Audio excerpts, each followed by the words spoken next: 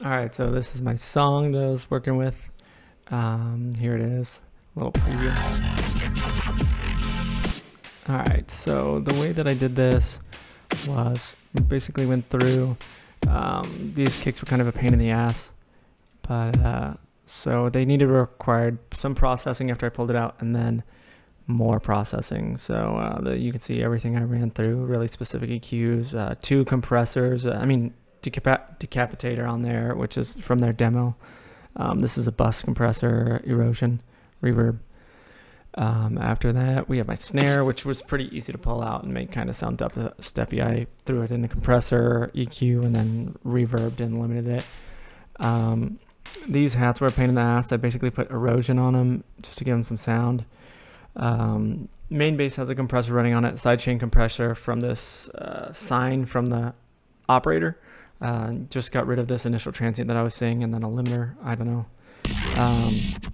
First bass has all this cool stuff. I pulled out an auto filter, frequency shifter, saturator, triple OTT, ghostly swirls, which is from Ableton. Nothing crazy in there. Basically, I could just pull those out. These 2 compressors that I don't know how to use yet, I bought them and they were expensive, so that's pretty stupid. Magic Switch, which is free, I posted to the Discord. It's pretty awesome sounding. It's just a really cool chorus, and you can see it gives a lot of texture. So you might not hear it with or without it, but you'll notice without it pretty significantly. Pulling up the serum patch, we see that I quantized this sound basically for this wave. I didn't mean to do that. For this wavetable, I modulated it somehow. I probably pulled it out of the main sound and then just resampled it using different unisons. That's actually how I made the X-Up sound, which you'll see in the next bass patch that ring modulates to the first one. So you can see here there's a little automation. Basically, it all comes from this LFO. But here's a sample of this sound. And the LFO rate's really important. But like I said, there's the X-Up. And it's ring modulated from this one right here. So I'll show you what that kind of sounds like. It just gives it a little more vibrant sound. Nothing too crazy, but I liked it. And then you have this auto filter, which this LFO rate gives us the growl thing. And then this kind of changes almost the formant frequency of it. And then a bunch of OTTs, of course. I used a flanger in this, which helped a lot to the sound. So it was nice and fun. I also have this macro in here. That's to like one of the warps or something silly. I don't even know if it was necessary. I don't even really see it moving anything. Yeah, B warp, so whatever. Doesn't really do shit. My pulse width modulator, that was pretty necessary in making my my big waves later. But so this is just a bell sample for this bass. You'll see the bell sample. I actually made the intro bass first, which you're not seeing right here, but it's just a nice bell pluck with a nice low pass filter and an EQ. And then this sub bass is pretty much the same thing with a little bit of a different texture and not as much of a transient. So it sounds silly, but it's pretty deep. And that's it. So I just pulled it out of the bell. Probably resampled it to itself just to give it a little more flatter, almost sine feel. So yeah, just gave them each other space. I had a lot of problem. I was giving the sub bass was way too high initially, so I had to mess with that. So now the sound effects, which are pretty cool. This is my favorite one right here. We'll listen to it, and I'll show you how I made it. So it's basically this. I use a Virtual Rights Fat Rack, which you can get on Reddit or whatever. It was silly kind of downloading this Fat Rack. I didn't even use it for growls or anything. I just used it for this background sound that you probably didn't even notice in the initial mix. I don't know how to frequency modulate, but I decided I wanted to try it from these oscillators. So most of the sound comes from this comb filter coming through, this comb minus filter. it doesn't even modulate anything with B, but B actually frequency modulates my A filter. So it was kind of a sine wave that I eventually was able to find from modulating different things, but I didn't do any noise or anything, or subs or wavetables. So, and then there's OTT through here, of course, like a million times, and an auto pan to give it a little bit more. So that's pretty much it on that one. Hi-hats, this is me extracting the hi-hats. It was just a pain in the ass for me to actually get these hi-hat sounds. I wanted something more solid, but I couldn't get anything out of it. This is what I had to do to this kick. It was a pain in my ass, but you already saw that. This is just a hi-hat build, really basic. Nothing really special about it. I don't remember what this channel is. Probably not necessary. Delete that. This was a freeze on, basically I did a portamento on my sub bass and made it go really, really low and then hold, because I wanted to get some kind of drop feel and I couldn't figure out how to do like anything that I really wanted. So that was it on that one. Yeah, this is just me showing portamento, and that was it. It was pretty easy, just froze it. This comes from the lead, which this is my favorite riser that I made. It's basically the lead. It's a freeze and then it accelerates and auto pans and transposes up, and then this auto pan kind of accelerates as it goes, so it gives you like a really high energy, and it contrasts the down pitch of the other elements that we'll see a little bit later. This is the Porter sound. I don't need this stupid rack. I transposed a bit of it. I frequency shifted a bit of it. Unfortunately, I used a bunch of different methods for stuff because I have much experience doing this stuff yet. But I guess I'll figure out my favorite stuff soon. This one comes with a little echo, and actually it's the precursor to this next track, which is like I turned the feedback super, super high, over 100% on a delay or on a reverb, and it starts to get overwhelming. So that's where this sound comes from.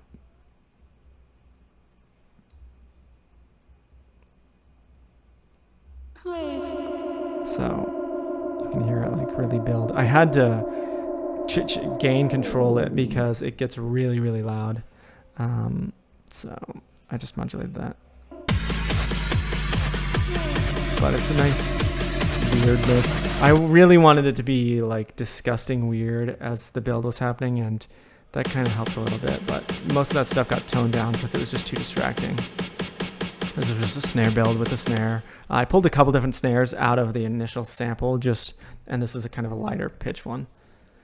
And then the cool Porter growl that was just really low pitch shifted, a couple magic switches, bit crush, the good stuff. I EQ'd. I had to really high pass it because the low frequencies were destructive. But that -11 transposition was really what made that growl. This is a cool little stupid riser I made.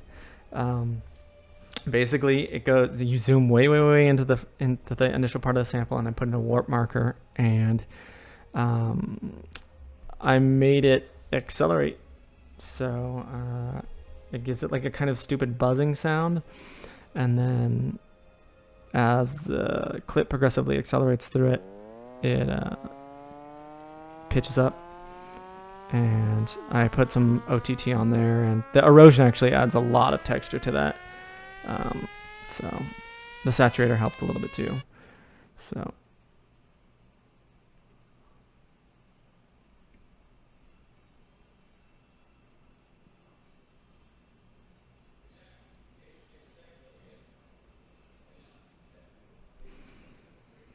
I don't think there's much modulation on this one. I thought there might be, but that was pretty much it.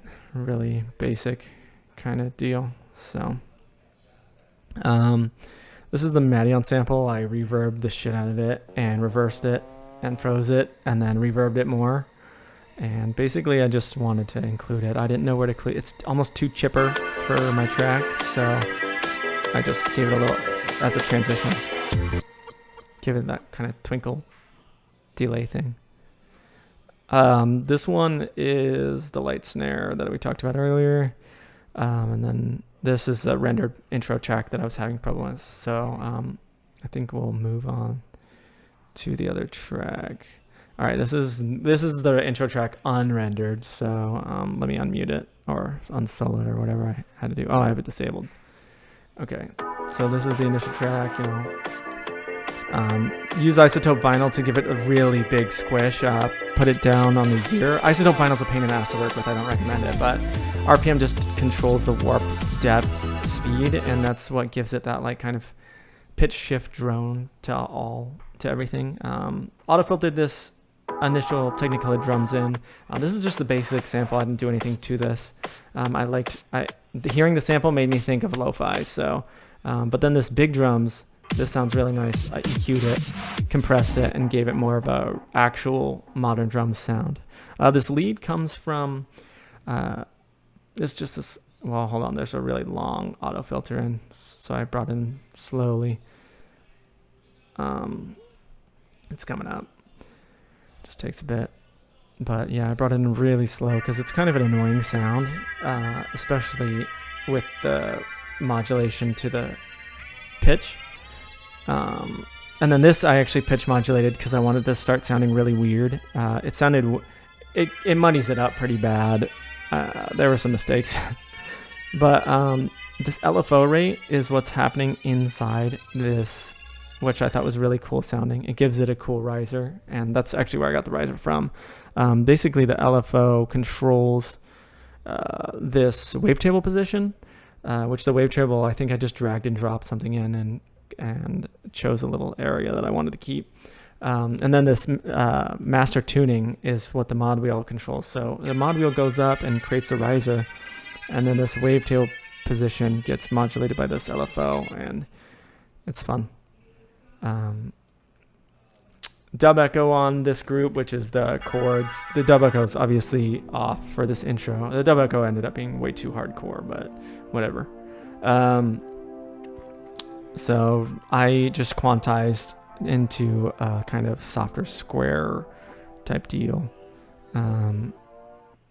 So that was that for the pad, and it's the next one's basically the same thing, just EQ'd a little bit differently. And filtered a little bit differently. All of them have basically no distortion and hyper on, because I just like that. That one actually has distortion, but and they're all obviously auto filtered in. Then it goes to the Plucks, which are fun. I didn't have the Plucks initially with the bass drop, but it sounded so stupid. So I kind of decided to make it more of a traditional like dubstep type feel. This is just a silly the shaker. I had to use it. And it gives it a little texture for the drums. This is the bass line. I had a lot of fun making it. I just pulled the bell sample directly into this, and it's got an envelope for the filter and an envelope obviously for the sound. So it's fun. I liked it. You can hear the bell when you move the wavetable position. Hold on, let me MIDI it so I can play with it. You can hear that the bell's just right there. I just dragged and dropped it right on. Yeah, so that's a really fun bass line. I liked it.